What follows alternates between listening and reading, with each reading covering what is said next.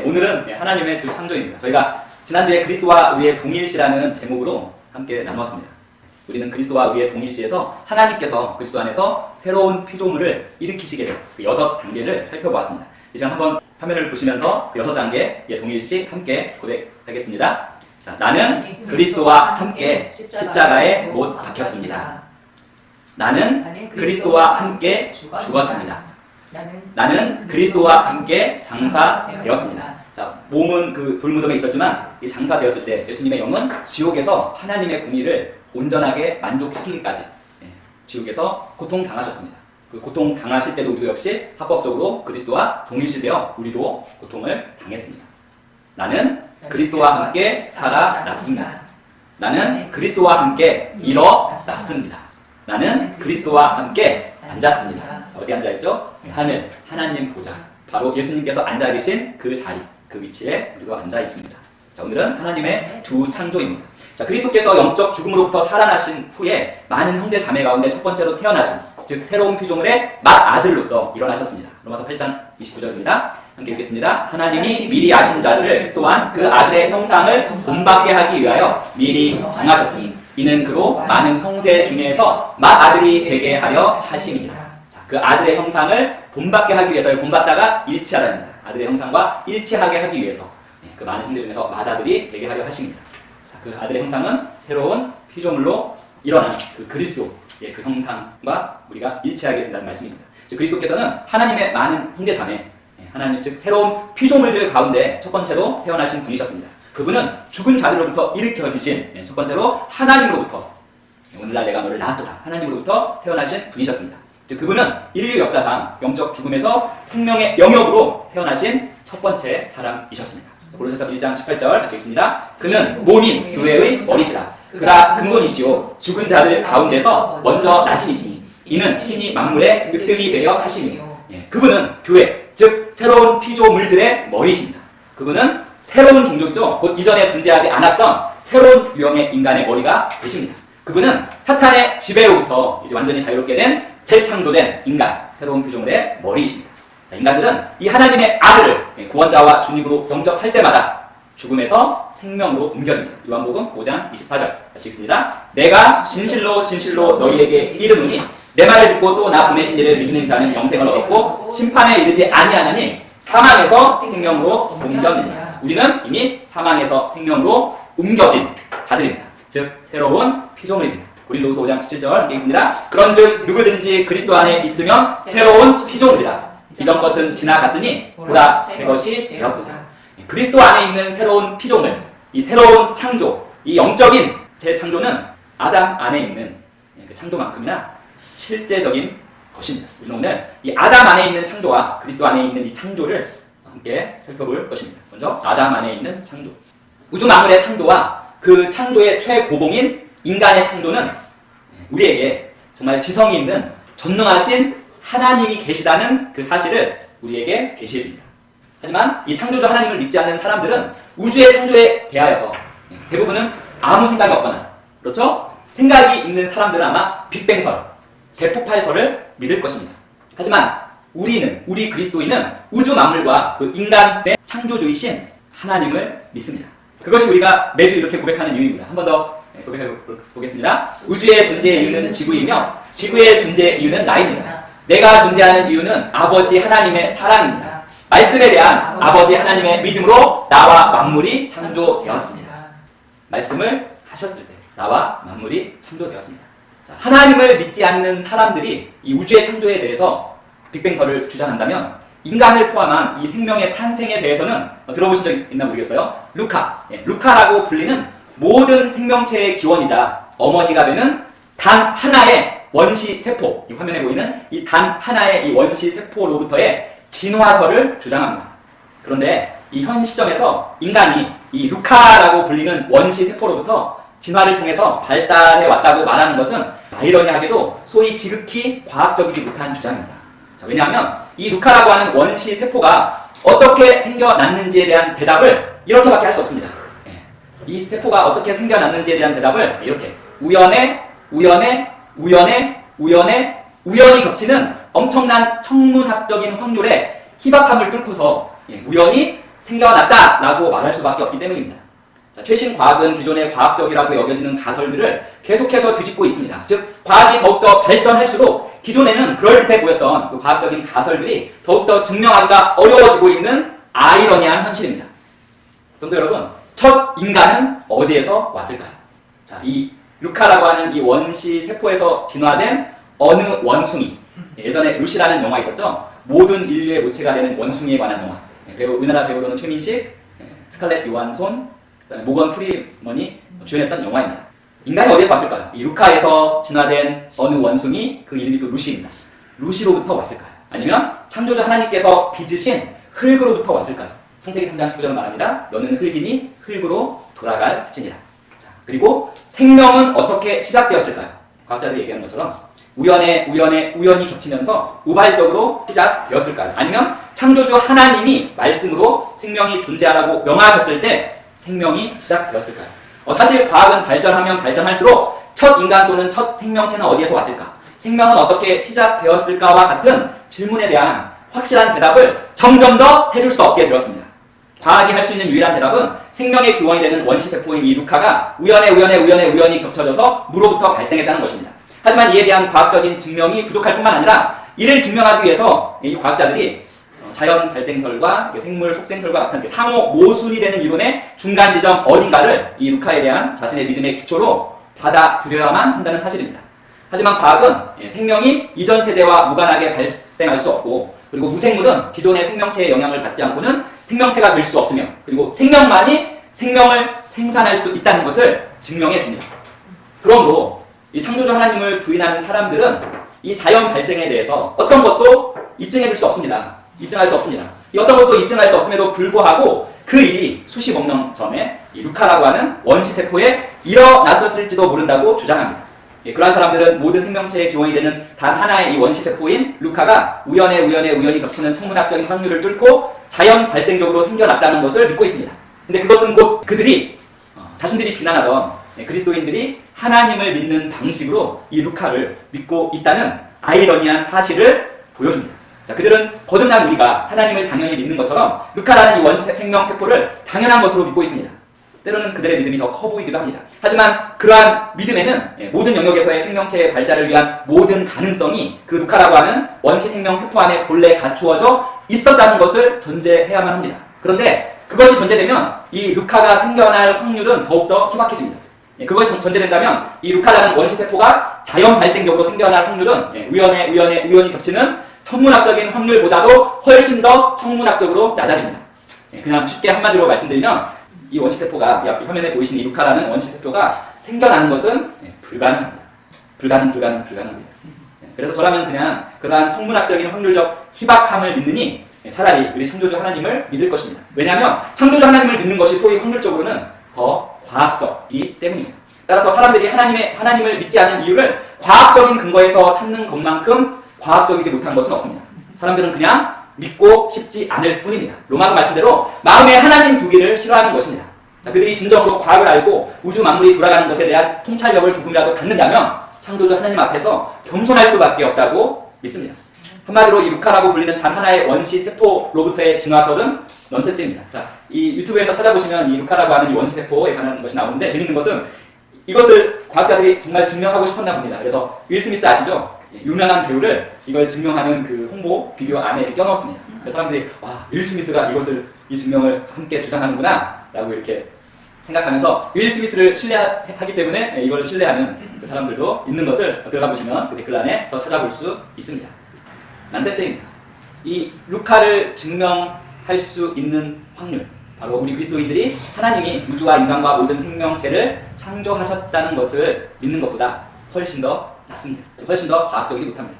자, 오늘날 양자역학, 양자물리학과 같은 최신 과학은 말씀으로 무에서 천지를 창조하신 하나님의 이 천지 창조를 과학적으로 설명하는 것을 가능하게 해주고 있습니다.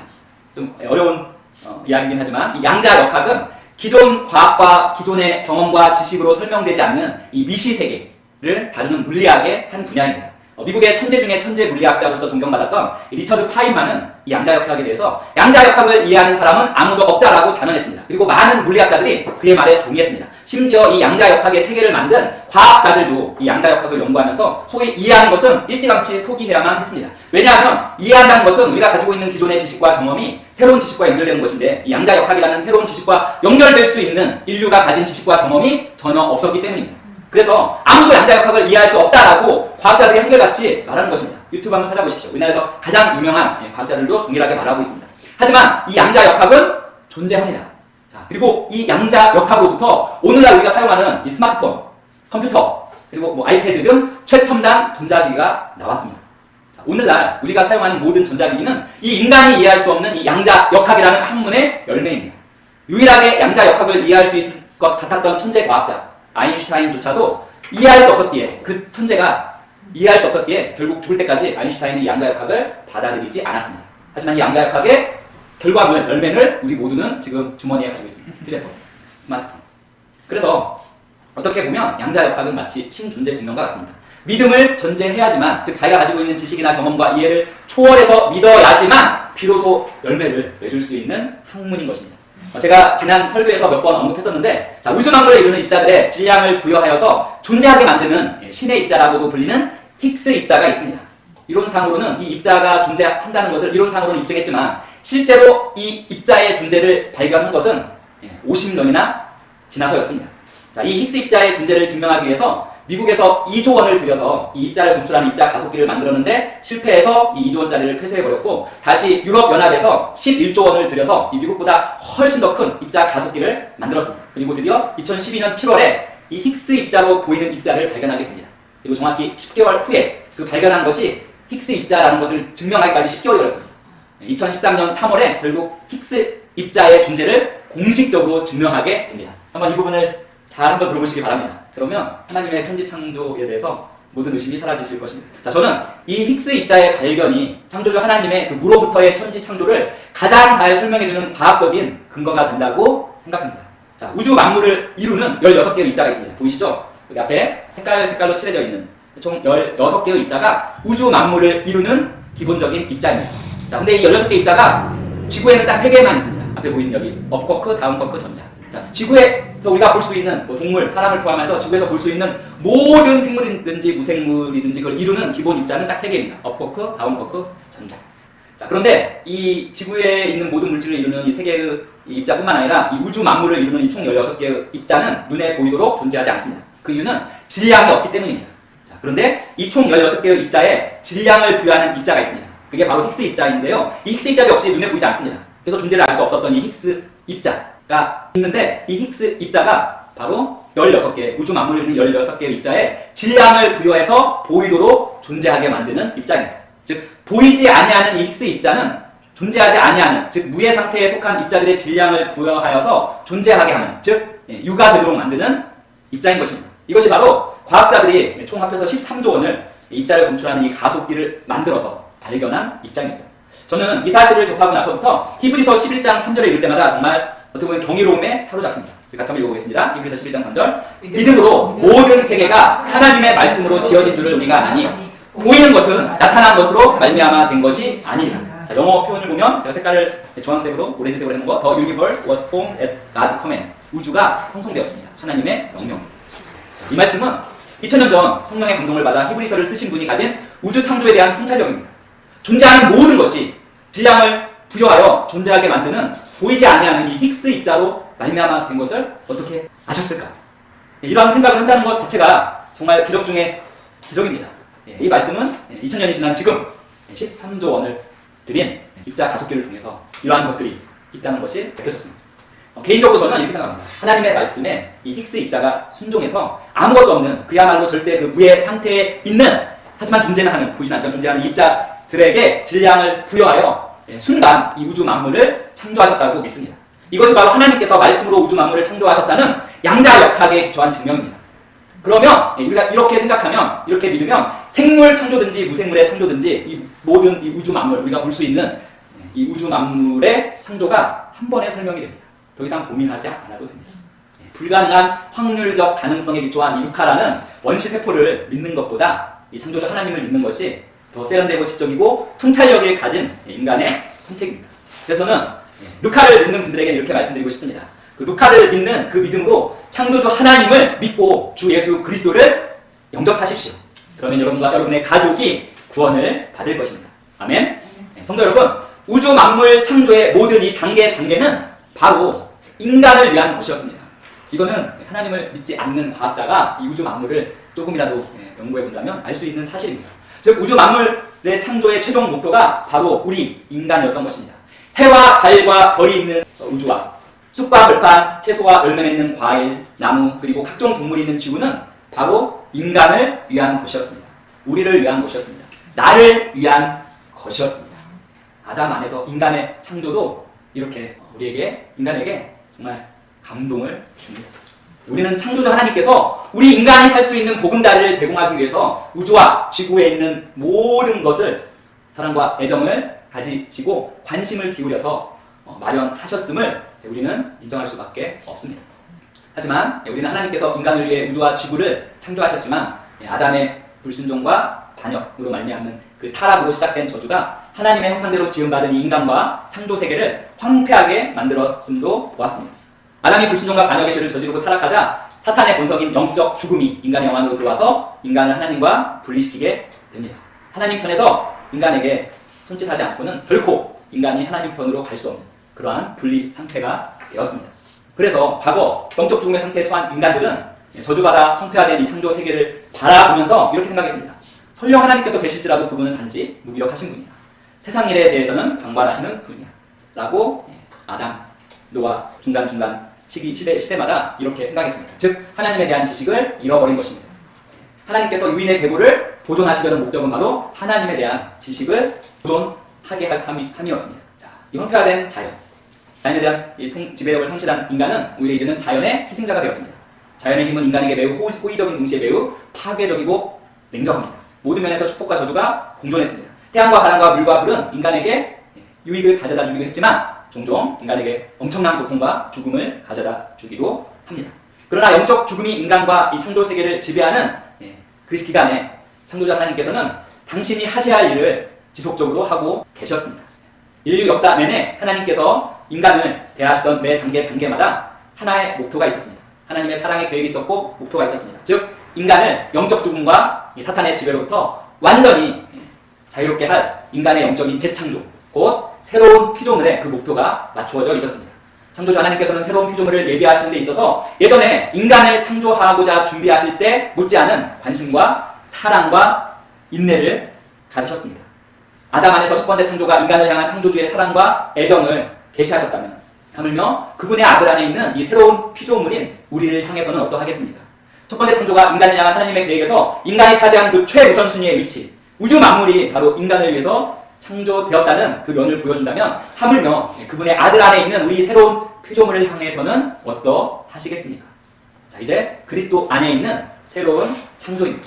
자, 우리는 지난주에 이 그리스도와 동일시를 통해서 새로운 피조물을 일으킨 그 단계들을 살펴보았습니다. 오직 하나님의 아들의 성육신만이 영적 죽음에 처한 우리를 대신함으로, 즉 우리의 죄값을 몸소 치르심으로 새로운 피조물을, 이 새로운 창조를 가능하게 하셨음을 우리는 보았습니다.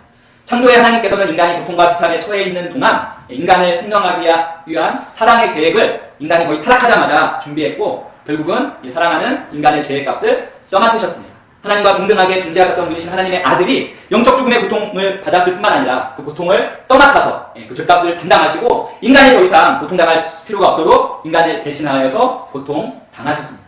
자, 성도 여러분, 첫 번째 피조물은 그 창조주의 그 말씀과 그 손으로 낙원인 에덴 동산에서 태어났습니다. 하지만 그리스도 안에 있는 우리 이 새로운 피조물은 어디에서 태어났을까? 바로 지옥에서 태어났습니다. 자, 지옥은 사탄과 그의 무리를 위해 마련된 것이었지만 그곳에서, 그 지옥에서 하나님의 아들이 하나님의 공의의 요구가 온전히 충족되기까지 고통을 당하셨습니다. 그래서 동일시에 의해서 우리도 그분과 함께 그 지옥에서 합법적으로 고통당했습니다. 그런 다음 하나님의 공의의 요구를 충족시키고 나서 그분은 다시 의롭다 하심을 받으셨고 죽음으로부터 살아나셨습니다. 우리도 동일시에 의해서 합법적으로 그분과 함께 살아났습니다. 따라서 지옥이 새로운 피조물이 합법적으로 태어난 장소가 되는 것입니다. 영적으로 죽은 인간이 이렇게 되었을 때 하나님의 아들의 형상과 합법적으로 일치하게 되었던 곳이 바로 지옥에서였습니다. 그리고 그리스도께서는 의롭다 선언되셨고 많은 형제 자매들, 즉 새로운 피조물들 가운데 첫 번째 태어나신 분으로 일어나신 것입니다. 하나님께서 그리스도를 살리셨을 때 그리스도께서는 영적 죽음의 고통에서 벗어나게 됩니다.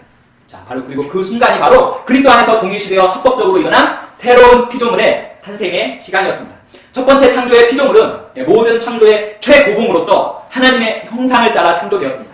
하지만 두 번째 창조의 이 새로운 피조물은 지옥에서 태어났고 하나님의 아들의 형상과 일치하였으며 그 아들과 함께한 공동 상속자가 된 것입니다. 이것이 바로 아버지 하나님께서 새로운 피조물을 위해서 치르신 값입니다. 따라서 새로운 피조물이 아버지 하나님께 얼마나 크고 중요한 의미를 갖는지 우리는 상상조차 할 수 없을 정도입니다. 자, 우리는 성경의 합법적인 측면, 곧 하나님께서 그리스도 안에서 인간을 위해 행하신 일을 우리는 이제 알게 되었습니다. 이제 우리는 개인적으로 그리스도를 구원자와 주님으로 받아들였을 때 그리스도와 동일시로 합법적으로 우리에게 이루어지고 우리가 받은 것들을 이제는 실제적으로 누리는 삶을 살아가야만 하는 것입니다. 고린도후서 5장 17절 다시 한번 읽어보겠습니다. 그런즉 누구든지 그리스도 안에 있으면 새로운 피조물이라 이전 것은 지나갔으니 보라 새 것이 되었도다. 자, 우리는 이제 그리스도 안에서 새로운 피조물이 되었습니다. 아멘. 이전에 존재하지 않았던 새로운 종족의 인간이 되었습니다. 더 이상 죄와 사망의 본성 그리고 그 죄의 영향력 아래 살지 않을 수 있는 새로운 종류의 인간이 되었습니다. 속량의 단계에서 그리스도와의 동일시로 말미암아 합법적으로 이전 것, 과거, 죄의 영향력, 사망의 영향력은 지나갔습니다. 사라졌습니다. 제거되었습니다. 그러므로 이제 우리는 새 것, 즉 새로운 생명과 새로운 본성을 실제적으로 누리는 삶을 사는 것이 마땅합니다. 자, 새로운 피조물에 대한 아버지의 태도는 어떨까요? 즉 지금 이 시간 나에 대한 아버지의 마음, 아버지의 태도는 어떨까요? 죄와 사망의 본성을 가진 많은 인간들이 예전에 그렇게 생각한 것처럼 지금도 동일하게 창조자 하나님께서 그리스도 안에 있는 새로운 피조물들에게 무관심할 거야 라고 생각하십니까? 우리는 더 이상 그렇게 생각하지 않습니다. 하지만 불행하게도 많은 구원받은 그리스도인들이 여전히 그렇게 생각하고 있다는 사실입니다. 그래서 새로운 피조물임에도 불구하고 하나님을 찾고 또 찾습니다. 하나님 관심 가져주세요. 즉 하나님은 무관심하라는 그러한 그들의 생각의 반어법입니다. 하지만 하나님은 결코 새로운 피조물인 구원받은 우리들에게 무관심하지 않으십니다. 새로운 피조물이 바로 그 하나님의 기업이자 유업이기 때문입니다. 인간을 향한 하나님의 모든 꿈과 계획은 바로 이 새로운 피조물 안에서 성취되는 것이기 때문입니다. 하나님께서는 새로운 피조물이 하나님의 의가 되었다고 선언하셨습니다. 왜 우리는 이전에는 이걸 알지 못했을까요? 왜 우리가 의라고 선언하신 이 하나님의 말씀에 귀 기울이지 않았을까요? 여전히 우리가 예전에 그 하나님을 모르던 사람들이 하나님은 그냥 무관심하고 이 세상에는 관심이 없을 그렇다고 생각하듯이 하나님의 자녀가 된 후에도 하나님은 여전히 우리에게 무관심하다고 생각을 했을까요? 그러한 생각은 우리가 성경을 조금이라도 읽어본다면 우리는 그러한 생각을 할 수가 없습니다. 자, 하나님께서는 새로운 피조물인 우리가 하나님의 의가 되었다고 선언하셨습니다. 그분의 아들 예수 그리스도가 새로운 피조물의 의가 되셨다고 선언하셨습니다. 즉 새로운 피조물이 그리스도 안에서 하나님의 의가 되었다고 선언하신 것입니다. 고린도전서 1장 30절입니다. 너희는 하나님으로부터 나서 그리스도 예수 안에 있고 예수는 하나님으로부터 나와서 우리에게 지혜와 의와 거룩함과 속량이 되셨으니. 고린도전서 5장 21절입니다. 하나님이 죄를 알지도 못하신 이를 우리를 대신하여 죄로 삼으신 것은 우리로 하여금 그 안에서 하나님의 의가 되게 하려 하심이라. 우리는 그리스도 안에서 하나님의 의가 되었습니다. 그리고 그리스도께서 사탄의 지배로부터 자유로우시듯이 새로운 피조물도 사탄의 지배로부터 완전히 자유로운 존재가 되었습니다. 왜냐하면 새로운 피조물은 사탄의 권세가 있는 사탄의 나라로부터 하나님의 권세 아래 있는 그 아들의 나라로 옮겨졌기 때문입니다. 고린도서 1장 13절입니다. 그가 우리를 흑암의 권세에서 건져내사 그의 사랑의 아들의 나라로 옮기셨으니. 새로운 피조물에게는 이제는 더 이상 사탄이 있을 자리가 전혀 없습니다. 사탄은 거듭나지 못한 자연인의 아비이자 주이자 죽음의 통치권을 쥔 통치자이지만 새로운 피조물인 우리에게는 법적으로 아무것도 아닌 존재입니다. 새로운 피조물은 그리스도만큼 사탄과 영적 죽음의 지배로부터 자유합니다. 자, 첫 번째 사람 아담은 하나님 다음가는 통치자였지만 그리스도 안에서 새 사람 새로운 피조물인 우리는 예수 그리스도와 공동 상속자이기 때문입니다. 조인트예요. 공동 상속자. 100%의 권리를 갖는 공동 상속자이기 때문입니다. 로마서 8장 17절입니다. 자녀이면 상속자, 곧 하나님의 상속자요 그리스도와 공동 상속자. 그래서 이제 아버지 하나님께서 당신의 아들이신 그리스도를 보는 것처럼 똑같이 새로운 피조물인 우리들을 바라보고 계십니다. 바라보시면서 우리가 그리스도와 함께하는 공동 상속자로서 그리스도처럼 생각하고 말하고 행하기를 기대하십니다. 당연히 우리는 그리스도처럼 생각하고 말하고 행할 수 있는 존재들입니다. 새로운 피조물은 이제 더 이상 세상에 속한 자가 아니라 어디에 속했습니까? 하늘에 속한 자입니다. 그래서 아버지 하나님께서는 그리스도를 사랑하시듯이 어떻게 보면 그 사랑보다 더 큰 사랑으로 새로운 피조물인 우리를 너무나도 사랑하십니다. 요한복음 17장 23절입니다. 내가 그들 안에 있고 아버지께서 내 안에 계시나니 이것은 그들이 하나님 안에서 완전해지게 하려 함이며 아버지께서 나를 보내신 것과 또 아버지께서 나를 사랑하신 것 같이 그들도 사랑하신 것을 세상이 알게 하려 함이니이다. 자, 이제 아버지 하나님께서는 우리를 너무나도 사랑하시는 이 아버지 하나님께서는 마치 그분의 아들 그리스도의 기도를 들으시는 것 같이 새로운 피조물인 우리의 요청을 이제는 들으십니다. 왜냐하면 그것이 예수의 이름으로 드려진 기도이기 때문입니다. 그래서 새로운 피조물인 우리는 예수 이름의 권세를 사용하여 전능하신 이 창조주 하나님을 우리 자신을 위해 일하러 할 수 있는 그 정체성과 위치 그리고 능력을 가진 자가 되었습니다. 요한복음 16장 같이 읽습니다. 진실로 진실로 내가 너희에게 이르노니 너희가 무엇이든지 내 이름으로 아버지께 구하면 그분께서 그것을 너희에게 주시리라.